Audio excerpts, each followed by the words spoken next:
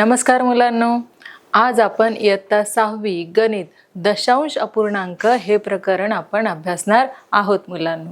बघा त्यामध्ये आपण काय काय करणार आहोत, तर त्यामध्ये आपण दशांश अपूर्णांकामध्ये आपण सर्वात आधी त्याचा काय करणार आहोत, अभ्यास करणार आहोत, स्पष्टीकरण करणार आहोत, तसेच त्याचा आपण सराव देखील घेणार आहोत। काही खेळाच्या माध्यमातून सुद्धा आपण काय करणार आहोत, अपूर्णांक म्हणजे दशांश अपूर्णांक हा शिकणार आहोत। तसेच आपण त्यावर छोटीशी परीक्षा सुद्धा घेणार आहोत आणि काही प्रश्न सुद्धा आपण त्यावरती विचारणार आहोत।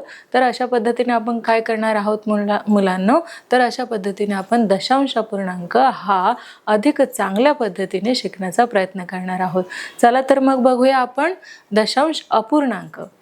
बघा मुलांनो, दशांश अपूर्णांक तर याची प्रस्तावना अशी आहे मुलांनो की आपल्याला दशांश अपूर्णांकामध्ये काय काय शिकायचं आहे, तर आपल्याला दशांश अपूर्णांकामध्ये काय शिकायचं आहे मुलांनो, त्याची बेरीज, वजाबाकी, भागाकार, गुणाकार हे आपल्याला दशांश अपूर्णांकामध्ये शिकायचं आहे। तसेच मुलांनो इथे आपल्याला आणखी काय शिकायचं आहे की संख्या रेषेवर दशांश अपूर्णांक हा कसा दाखवायचा, तसेच व्यवहारी अपूर्णांकाचे दशांश अपूर्णांकात रूपांतर कसे करायचे आणि त्याचप्रमाणे दशांश अपूर्णांकाचे व्यवहारी अपूर्णांकात रूपांतर कसे करायचे हे सुद्धा आपण काय करणार आहोत मुलांनो, आज बघणार आहोत। तर बघा मुलांनो, आपल्याला इथे काय काय अभ्यासायचे आहे, दशांश अपूर्णांक हा आपण शिकणार आहोत, तसेच त्यांची बेरीज कशी आपण करणार आहोत। कशाची मुलांनो, तर दशांश अपूर्णांकाची बेरीज आपण कशी करणार आहोत, तसेच वजाबाकी, गुणाकार, भागाकार हे आपण काय करणार आहोत मुलांनो, दशांश अपूर्णांकामध्ये आज बघणार आहोत। तसेच संख्या रेषेवर कशावर मुलांनो, तर संख्या रेषेवर अपूर्णांक दशांश अपूर्णांक जो आहे तो कसा दाखवणार आहोत ते सुद्धा आपण काय करणार आहोत, या प्रकरणामध्ये बघणार आहोत मुलांनो। तसेच व्यवहारी अपूर्णांकाचे कशाचे मुलांनो, व्यवहारी अपूर्णांकाचे दशांश अपूर्णांकात कसले मुलांनो, व्यवहारी अपूर्णांकाचे दशांश अपूर्णांकात व दशांश अपूर्णांकाचे व्यवहारी अपूर्णांकात आपण काय करणार आहोत, तर रूपांतर करणार आहोत मुलांनो।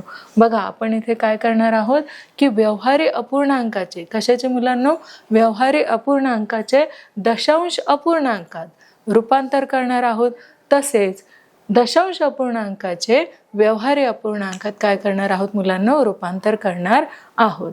तर चला मुलांना बघूया आपण दशांश अपूर्णांक आपण कसा अभ्यासणार आहोत ते आपण पुढील प्रमाणे घेऊया मुलांनो।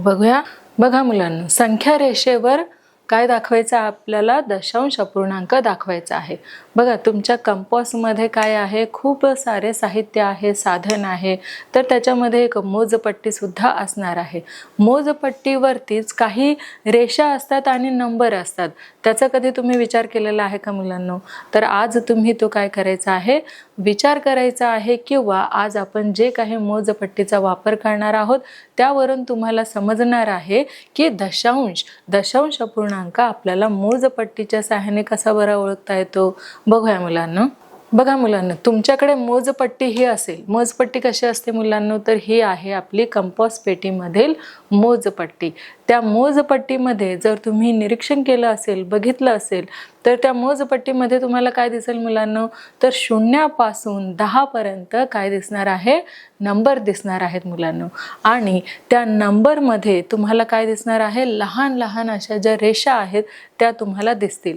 बघा मुलांनो, ती मोजपट्टी तुम्ही नीट बघा आणि त्या मोजपट्टीमध्ये सुरुवातीलाच तुम्ही काय बघणार आहात, तर ही एक मोठी जी आहे रेषा ती तुम्ही बघणार आहात आणि त्या रेषेखाली काय तुम्हाला दिसेल, तर एक 0 दिसेल। त्यानंतर बघा याच्यामध्ये काही लहान रेषा आहेत, तर बघा इथे एक तुम्हाला ह्या लहान रेषापैकी एक रेषा कशी दिलेली आहे, तुम्हाला थोडीशी मोठी दिलेली आहे, म्हणजेच तिथपर्यंत आपलं काय असेल, अर्धा पाठ असेल। म्हणजे आपण शिकलेलो आहोत मुलांनो, समजा हे आहे एक पूर्ण, तर आपल्याला जर 5 रेषा आपण पुढे गेलो तर काय होईल मुलांनो, तर 1.5 रेषा अशी होणार आहे। तर बघा ह्या लाईनमध्ये काय आपल्याला दिसत आहे, लहान लहान रेषा दिसत आहेत. तर 0 पासून 1 पर्यंत जर आपण काउंट केलं, करा बघा मुलांना तुम्ही काउंट, की 0 पासून 1 पर्यंत ह्या ज्या रेषा आहेत त्या किती आहेत मुलांनो, काउंट करा. तर बघा 1 2 3 4 5 6 7 8 9 आणि 10. म्हणजेच आपल्याला काय दिसणार आहे मुलांना, आपली जी काही मोजपट्टी आहे त्या मोजपट्टीमध्ये आपल्याला काय दिसणार आहे, तर 0 पासून 1 पर्यंत जर आपण तो भाग बघितला मुलांना, तर त्यामध्ये आपल्याला काय दिसणार आहे, 10 रेषा आपल्याला लहान मोठ्या अशा दिसणार आहे. ह्या ज्या काही आपण 10 रेषा बघितलेल्या आहे मुलांना, त्यालाच काय म्हणतात, तर 1 सेंटीमीटर असे म्हणतात. काय म्हणतात मुलांनो, 1 सेंटीमीटर असे म्हणतात. 0 पासून 1 पर्यंत जर आपण काउंट केलं ह्या ज्या रेषा आहेत त्या, तर यापासून इथपर्यंतच्या भागाला काय म्हणतात मुलांनो, 1 सेंटीमीटर असे म्हणतात. तसे 0 पासून जर आपण 2 पर्यंत काउंट केले तर याला काय म्हणतात मुलांनो, 2 सेंटीमीटर असे म्हणतात. बघा तुम्ही बघितलं असेल की तुमच्याकडे जी काही मोजपट्टी आहे ती कशी असेल, अशा पद्धतीची तुमच्याकडे मोजपट्टी असणार आहे मुलांनो. बघा ह्या मोजपट्टीमध्ये तुम्हाला काय दिसणार आहे, तर हे जे आहे 0 पासून 10 पर्यंत तुम्हाला काय दिसणार आहेत, नंबर दिसणार आहेत. आणि त्या नंबरमध्ये ज्या काही लहान तुम्हाला रेषा आहेत त्या दिसणार आहेत. बघा जर आपल्याला इथे अपूर्णांक म्हणजेच दशांश अपूर्णांक हे जर बघायचं असेल, समजा आपल्याला सांगितलं की 0.6 म्हणजेच 0.6 ही तुम्हाला काय दाखवायचं आहे, नंबर दाखवायचा आहे, संख्या दाखवायची आहे.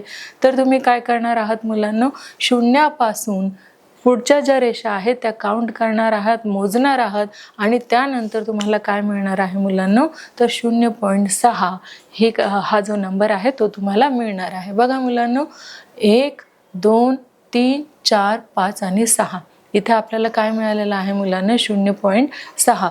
जसं तुम्हाला इथे सांगितलं गेलं की आता आपल्याला काय शोधायचं आहे, की 0.9 ही संख्या आपल्याला काय करायची आहे, इथे दाखवायची आहे मोजपट्टीवर.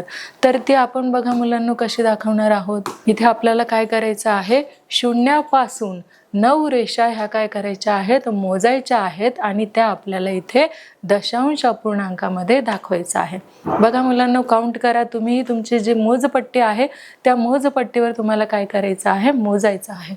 बघा मुलांना 1 2 3 4 5 6 7 8 9. तर इथे आपल्याला काय मिळालेलं आहे मुलांनो, तर इथे आपल्याला मिळालेलं आहे 0.9. म्हणजेच 1च्या आधी आपल्याला काय मिळालेलं आहे मुलांनो, तर 1च्या आधी आपल्याला मिळालेलं आहे 0.9. आपल्याला विचारला गेलेला प्रश्न आहे की 0.9 जर आपल्याला या संख्या रेषेवर दाखवायचं असेल तर ते आपण कसं दाखवणार आहोत, तर ते आपण 0 पासून 1 पर्यंत काय करायचे आहेत, रेषा मोजायच्या आहेत. 1 काय झालं, पूर्ण झालं, तर आपल्याला सांगितलेलं आहे की 0.9 ही रेषा आपल्याला दाखवायची आहे. हा जो नंबर आहे तो आपल्याला दाखवायचा आहे. तर बघा आपण काय केलेलं आहे मुलांना, इथे काउंटिंग केलेली आहे आणि आपल्याला इथे काय मिळालेलं आहे, 0.9 हे मिळालेलं आहे. त्याच पद्धतीने आपल्याला जर कुठलाही आपल्याला नंबर विचारला की आपल्याला काय करायचं आहे मुलांना, इथे दाखवायचं आहे दशांश अपूर्णांक चिन्हामध्ये, तर आपण कशा प्रकारे दाखवू शकतो. समजा आपल्याला इथे सांगितलं आहे की तुम्ही 5.5 ही हा जो नंबर आहे तो तुम्हाला दाखवायचा आहे, ही संख्या तुम्हाला दाखवायची आहे. तर तुम्ही काय करणार मुलांनो, अगदी सोप्या भाषेत तुम्ही सांगायचं आहे. बघा मुलांनो इथे तर तुम्हाला 5 दिसतच आहे, तर त्या 5 पुढे तुम्हाला काय करायचं आहे, आणखी 5 ज्या लाईन्स आहेत, ज्या 5 रेषा आहेत त्या तुम्हाला मोजायच्या आहेत. बघा मुलांनो 1 2 3 4 5, तर ही इथपर्यंत जे आहे मुलांनो तिथपर्यंत आहे 5. म्हणजेच आपल्याला विचारलेल्या प्रश्नाचं उत्तर मिळालेलं आहे. म्हणजेच 5.5 5.5 इथे आपण काय करू शकतो मुलांनो, सांगू शकतो की जर आपल्याला एखादा नंबर विचारलेला आहे अपूर्णांकामध्ये किंवा दशांश अपूर्णांकामध्ये, तर तो आपण इथे अधिक चांगल्या पद्धतीने स्पष्ट करू शकतो किंवा दाखवू शकतो. जर मुलांना तुम्हाला इथे विचारलं गेलं की मला 7.1 हा नंबर इथे आपल्याला काय करायचा आहे, ही संख्या जी आहे ते आपल्याला इथे दाखवायची आहे, तर तुम्ही कसं सांगणार आहात मुलांनो? तुम्हाला इथे 7 तर दिसत आहेतच, तर 7च्या नंतर तुम्ही काय करणार आहात? तर 7च्या नंतर तुम्ही किती रेषा मोजणार आहात सांगा पाहू. बरोबर, 7च्या नंतर तुम्ही काय करणार आहात? एक रेष मोजणार आहे. ही आपण मोजली आहे ही रेष. तर आता मला सांगा इथे इथे आपल्याला कुठला नंबर मिळालेला आहे? अगदी बरोबर, इथे आपल्याला मिळालेला आहे 7.1. तर तुम्हाला समजलं मुलांनो की पट्टीच्या सहाय्याने सुद्धा आपण काय करू शकतो? दशांश अपूर्णांक सांगू शकतो मुलांनो. बघा मुलांनो, इथे ही जी मोजपट्टी आहे त्या मोजपट्टीवर आपल्याला कुठलाही जर दशांश अपूर्णांक विचारला तर तो आपण सांगू शकतो. इथे बघा आपल्याला विचारलेलं आहे 8.5. तर आपण काय केलेलं आहे? 8 पर्यंत तर तुम्हाला माहीतच आहे, तर 8 पासून आपल्याला पुढे किती संख्या, किती जे लाईन्स आहे ती काउंट करायची आहे? अगदी बरोबर, 5 आपल्याला काउंट करायचे आहे. तर बघा मुलांनो, करा तुम्हीही काउंट करा. बघा 1 2 3 4 5. इथे आपल्याला काय मिळालेलं आहे मुलांनो? 8.5 असं उत्तर आपल्याला इथे मिळालेलं आहे. म्हणजेच आपल्याला इथे ह्या नंबर्सने सुद्धा काय दाखवता येतो? दशांश अपूर्णांक मुलांनो दाखवता येतो. पुढे बघूया. बघा मुलांनो, इथे दाखवल्याप्रमाणे की शून्यापासून एकच दशांश स्थळापर्यंत 6 रेषा मोजल्यावर, शून्यापासून कशापासून मोजायचं आहे आपल्याला मुलांनो? तर शून्यापासून मोजायचं आहे. किती आपल्याला रेषा दाखवायच्या आहेत? तर 6 रेषा आपल्याला इथे दाखवायच्या आहेत. तर बघा, शून्यापासून एकच दशांश स्थळापर्यंत, शून्यापासून एकच दशांश स्थळापर्यंत 6 रेषा मोजल्यावर किती रेषा मोजायच्या आहे मुलांनो? तर 6 रेषा आपल्याला मोजायच्या आहे. बघा इथे आपण 6 रेषा मोजलेल्या आहेत. 1 2 3 4 5 आणि 6. 6 रेषा मोजल्यावर आपल्याला काय मिळत आहे मुलांनो? आपण शून्यापासून मोजलं की नाही, म्हणून आपल्याला काय मिळणार आहेत मुलांना? तो 0.6 हा नंबर आपल्याला, ही संख्या आपल्याला काय मिळणार आहे मुलांना? बघा 0.6 ही संख्या आपल्याला इथे काय होत आहे? मिळत आहे. बघा 0.6 ही संख्या दाखवता येते, पण आपल्याला कशापासून सुरुवात करायची आहे? तर अगदी शून्यापासूनच मोजायला आपल्याला सुरुवात करायची आहे. बघा 8 पूर्णांक व पुढे 5 रेषा मोजल्यावर, आता इथे काय करायचं आहे मुलांना आपल्याला? की 8 पूर्णांक म्हणजे इथे जे 8 आहे तिथे आपली संख्या काय होते? पूर्ण होते. आणि आपल्याला काय सांगितलेलं आहे? की 8.5. तर याच्या पुढे आपल्याला किती रेषा मोजावं लागणार आहे मुलांना? तर 5 रेषा मोजाव्या लागणार आहेत. बघा मुलांना, काउंट करा. 1 2 3 4 5. म्हणजेच आपल्याला कुठला नंबर मिळाला? कुठली संख्या मिळाली मुलांनो? तर 8.5 ही संख्या आपल्याला मिळालेली आहे मुलांनो. ही संख्या आपल्याला काय करता येते? इथे दाखवता येते. बघा मुलांनो, इथे आपल्याला काय दाखवायचे आहे? तर आपल्याला इथे व्यवहारी अपूर्णांकाचे दशांश अपूर्णांकात रूपांतर काय करायचं आहे मुलांना आपल्याला? की व्यवहारी अपूर्णांक जो आपल्याला दिलेला आहे त्या व्यवहारी अपूर्णांकाचे आपल्याला दशांश अपूर्णांकामध्ये काय करायचं आहे? तर रूपांतर करायचं आहे मुलांना. बघा कुठली आपल्याला संख्या दिलेली आहे ती? तर व्यवहारी अपूर्णांकाचे दशांश अपूर्णांकात रूपांतर आपल्याला 1/2 किती आहे मुलांनो? 1/2, 1/4 आणि 2/5 हे जे काही आपल्याला व्यवहारी अपूर्णांक दिलेले आहे त्या व्यवहारी अपूर्णांकाचे आपल्याला कशामध्ये रूपांतर करायचे आहे? तर ते आपल्याला दशांश अपूर्णांकात रूपांतर करायचे आहेत. हे जे आपल्याला काही अपूर्णांक दिलेले आहे मुलांनो ते काय आहे? व्यवहारी अपूर्णांक आहे. कुठले आहेत मुलांनो? तर व्यवहारी अपूर्णांक आहेत. आणि त्या व्यवहारी अपूर्णांकाचे आपल्याला मुलांनो कशामध्ये रूपांतर करायचे आहे? तर त्याचे आपल्याला दशांश अपूर्णांकामध्ये रूपांतर करायचे आहे. बघा पुढे, या अपूर्णांकाचे दशांश अपूर्णांकात रूपांतर कसे करायचे?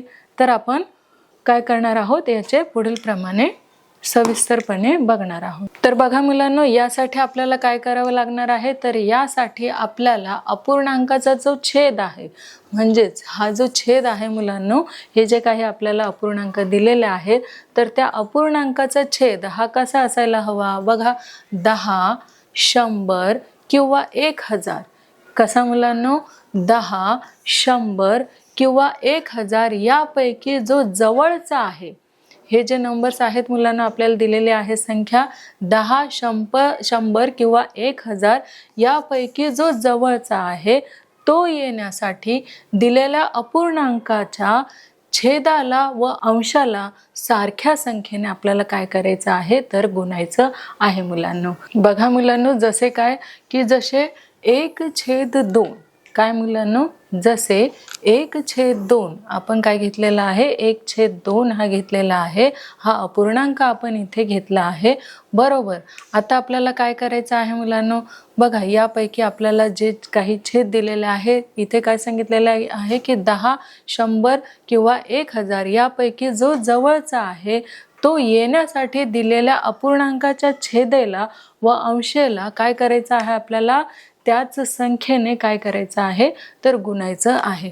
तर बघा मुलांनो, 1/2 बरोबर 1 गुणिले 5. आपल्याला छेदाला व अंशाला काय करायचं आहे? एकाच संख्येने काय करायचं आहे तर गुणायचं आहे. म्हणून आपण काय केलेलं आहे? 1/2 ला एकाच संख्येने गुणलेला आहे. बघा मुलांनो, आपण काय घेतलेलं आहे? 1 गुणिले 5 छेद 2 गुणिले 5. म्हणजेच आपण ह्या ज्या अपूर्णांकाला छेदाला आणि अंशाला एकाच संख्येने काय केलेलं आहे तर गुणलेलं आहे. बघा मुलांनो, 5 1 5 आणि 5 दुनी किती मुलांनो? किंवा 2 पंचे किती मुलांनो? तर 10.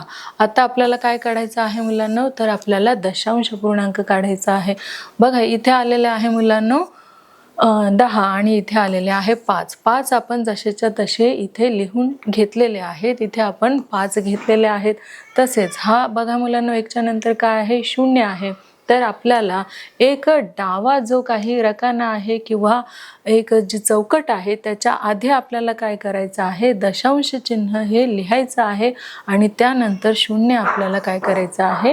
लिहायचं आहे. म्हणजेच आपल्याला इथे काय मिळालेलं आहे? हा जो अपूर्णांक आहे त्याचा आपल्याला इथे दशांश अपूर्णांक काय मिळालेला आहे तर 0.5 हे आपल्याला काय मिळालेलं आहे तर ह्या अपूर्णांकाचं उत्तर मिळालेलं आहे.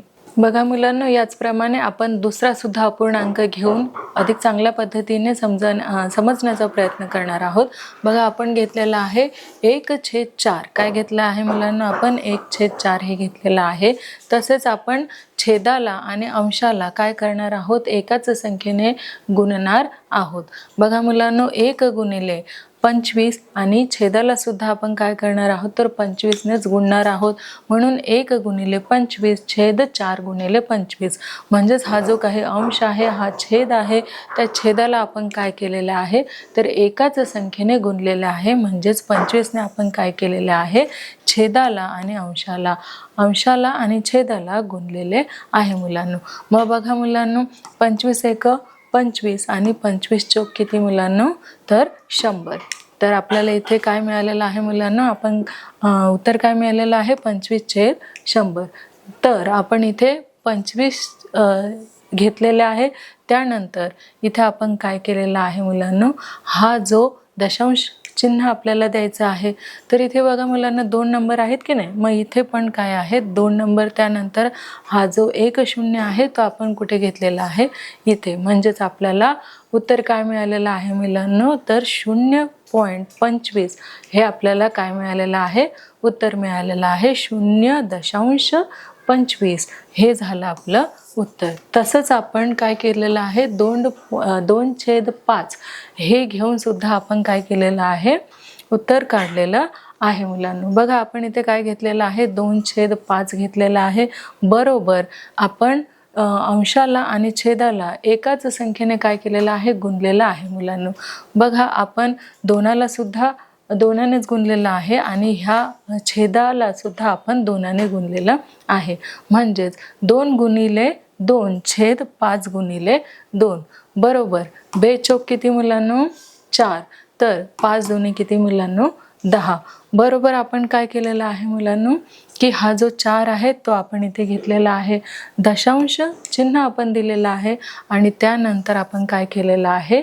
0 दिलेला आहे. म्हणजेच आपल्याला इथे काय उत्तर मिळालेलं आहे मुलांनो, 0.4 हे आपल्याला काय मिळालेलं आहे मुलांनो, उत्तर मिळालेलं आहे. तर बघा मुलांनो, आपण इथे काय बघणार आहोत की व्यवहार्य अपूर्णांकाचा छेद, जो काही व्यवहार्य अपूर्णांक आहे, जर त्याचा छेद 10, 100, 1000 असेल तर आपण काय बघणार आहोत मुलांनो, बघा, जर अंशस्थानी छेदस्थानातील शून्यापेक्षा जास्त अंक असतील, काय मुलांनो, तर अंशस्थानी छेदस्थानातील शून्यापेक्षा जास्त अंक असतील तर उजवीकडून शून्याच्या संख्ये इतके अंक सोडून त्याआधी दशांश चिन्ह लिहावे लागते.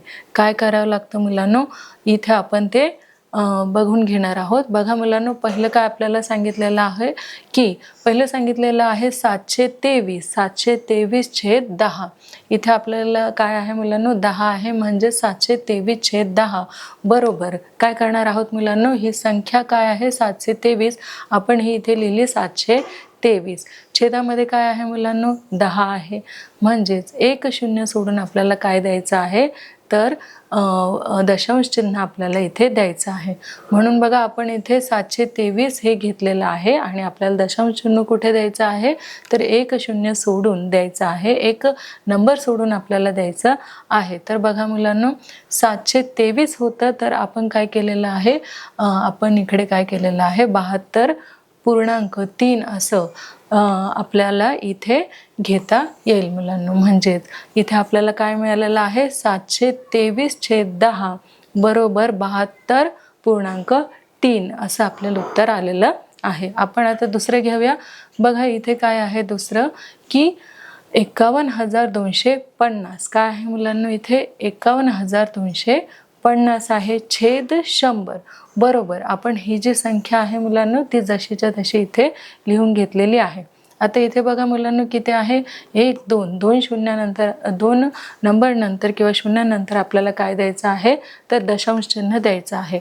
बघा, ही संख्या जी आहे ते आपण इथे घेतलेली आहे, तर त्या 2 नंतर आपल्याला काय द्यायचं आहे, शून्य द्यायचं आहे 2 संख्यानंतर, म्हणून आपण 1 2 असे घेतलं आणि दशांश चिन्ह आपण इथे दिलेलं आहे मुलांनो.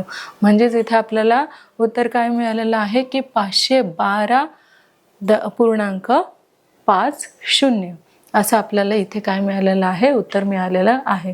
तसंच तिसरं सुद्धा आहे मुलांनो. बघा, तिसरं काय आहे, 5138/1000. काय आहे मुलांनो, 5138/1000 बरोबर.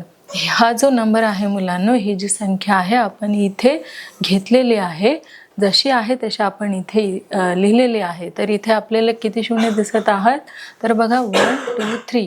तर आपण 1 2 3 नंतर काय करणार आहोत, 3 संख्यांनंतर आपण दशांश चिन्ह देणार आहोत.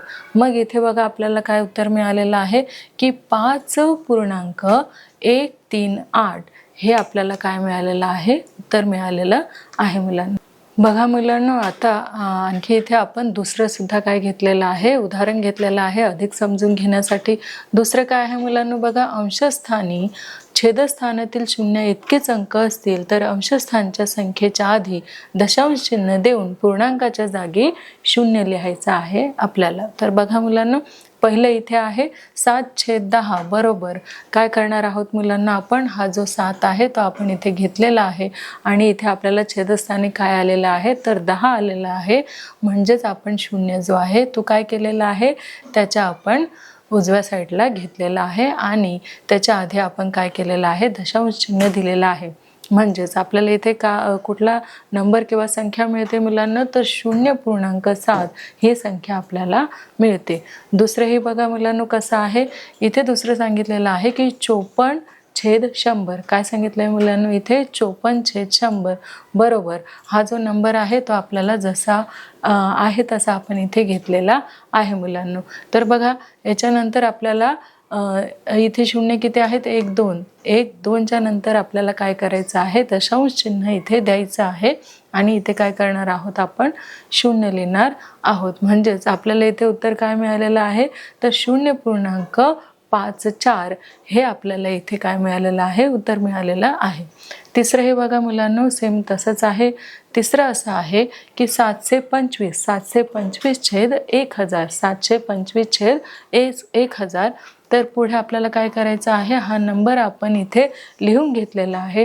त्यानंतर 1 2 3 3च्या नंतर आपल्याला काय द्यायचं आहे, 3 नंबरच्या नंतर आपल्याला दशांश चिन्ह द्यायचं आहे. 1 2 3 आपण काय केलेलं आहे, 3 नंबरच्या नंतर दशांश चिन्ह दिलेलं आहे आणि त्यानंतर काय लिहायचं, आपल्याला 0 लिहायचा आहे. म्हणजे इथे आपल्याला काय मिळालेलं आहे मुलांनो, तर 0.725 हा नंबर आपल्याला इथे, ही संख्या आपल्याला इथे मिळालेली आहे मुलांनो. बघा मुलांनो, इथे आपण तिसरंही जाणून घेणार आहोत. ते कसं आहे बघा, अंशस्थानी छेदस्थानातील शून्यापेक्षा कमी अंक असतील तर अंशाच्या आधी काही शून्य देऊन एकूण अंक छेदातील शून्याच्या संख्ये एवढे करावेत.